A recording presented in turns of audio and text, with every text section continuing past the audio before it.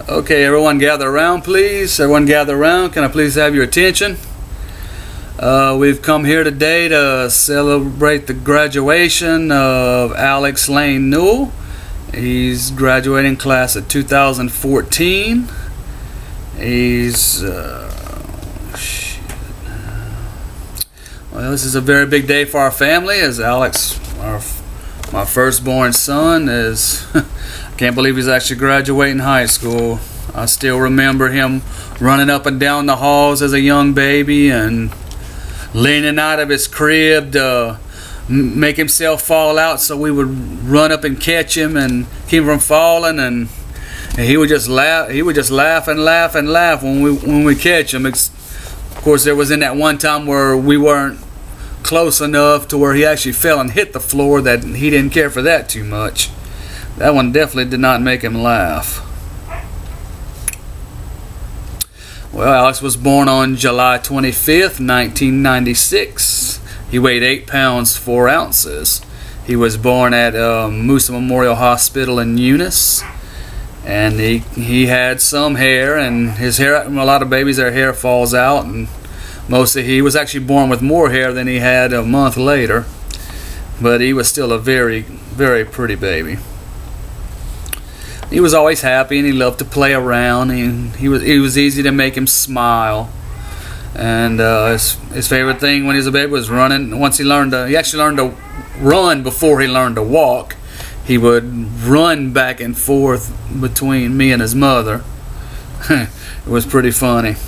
And once he was able to really get going, he would run up and down that hall over and over and over. And well, he was pretty fast for a little baby. See how Alex started school when he was 5, like others. Actually started when he was 4. He went to Head Start, and then the next year he went on to kindergarten. In 3rd grade, however, he was having problems with his conduct. His conduct grades weren't very good, and we found out he actually had ADHD. So we got him some help, got him on some medication to help level him out so he could concentrate in class and not be disruptive. And it took some time, but he adjusted to the medication, and he was actually a very good student. He was almost always on the honor roll. He was always bringing home A's and B's. He's always into sports like me. He loved football, baseball. Some of the best times were us going to his Little League games at Lambert Park. And when he got to junior high, he finally got to play some real football, some full contact shoulder pads, helmets. And those games were really fun to go watch.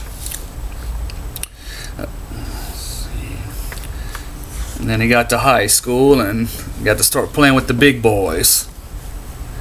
He was actually on some pretty successful teams his years in high school. I believe they went to the playoffs all 4 of his high school years. His senior year, they didn't have as good of a season as they had the previous years. However, they still did make the playoffs and actually advanced to the 2nd round, winning their 1st round game in a very exciting 52-47 win over Logansport. And the next week they went to West St. John, and they bowed out of the playoffs then. Alex spent the rest of his senior year being heavily involved in FFA, and he did a very good job in that. Graduation night, we found out he was awarded several scholarships, including a $12,000 scholarship to Louisiana College in Pineville, which is where he wants to go. He's going to study journalism, mainly mass communications, actually is what they call it. He wants to be a sportscaster, which in retrospect that's probably the field I should have went into, but things just didn't work out that way. This summer is the last summer we'll have with him before he goes off to college. He's supposed to go off in mid-August, and it's going to be weird not having him being way up there and not around nearby, but life goes on, and I'm really proud of him, and he's a very fine young man, and I really hope he does well. And it's pretty comforting to know that all his schooling is already paid for, and him or us have to worry about that. Anyway, congratulations, Alex. I love you, and I really hope you have a lot of success going forward.